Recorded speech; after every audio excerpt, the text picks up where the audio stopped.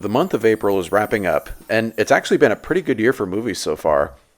Normally, it seems like many of the films that come out prior to the summer movie season are bland and forgettable flicks that weren't able to find a better slot during the summer or holiday seasons.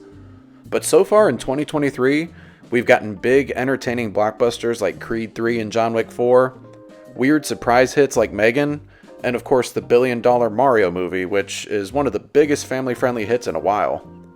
But I want to highlight two movies that I don't think have gotten enough attention and appreciation: Air and Tetris, which I think are the best two films of 2023 so far. Air is the story of how Sonny Vaccaro helped Nike sign Michael Jordan to the most iconic endorsement deal in American history. And Tetris is the story about Hank Rogers journeying to the Soviet Union to bring Tetris to Nintendo and make it the most widely sold video game of its time. These two movies are similar in a lot of ways. They both deal with the fascinating origin of a pop culture staple. They're both based on true stories from the 1980s. They each have a charismatic and persistent lead, and neither film has been talked about enough in my opinion. Air was masterfully directed by Ben Affleck and had an A-list cast led by Matt Damon.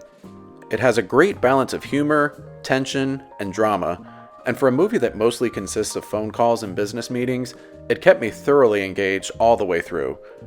Last time I checked, it's made about $75 million worldwide, and it'll likely break even with its budget. Not quite the showing they probably hoped for, but then again, they competed directly against a box office juggernaut. As for Tetris, it's streaming on Apple TV and never had a major theatrical release. It had about 88,000 viewers in its first 2 days. Compare that to the most recent Apple TV movie, Ghosted, which got over 328,000 viewers in its first 2 days. Ghosted was a lackluster romantic adventure that at least had one reason to watch.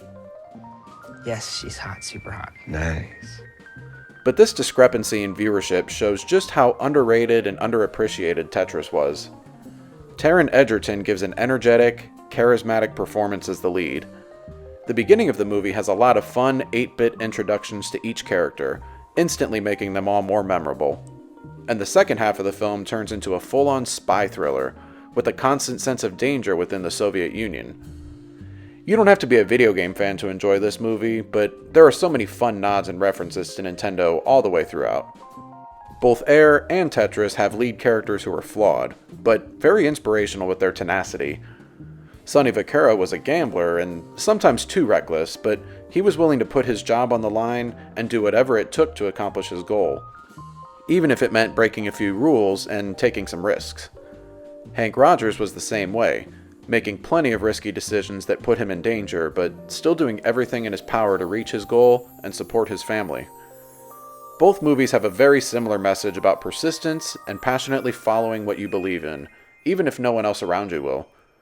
Air and Tetris were both incredibly entertaining and well-made movies that deserve more attention, and I highly recommend you give them both a watch. What are some of your favorite movies of 2023 so far?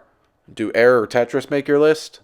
Like and subscribe if you enjoy my content, ring that notification bell for updates on new videos. Thanks for watching, and I hope you all have a good one.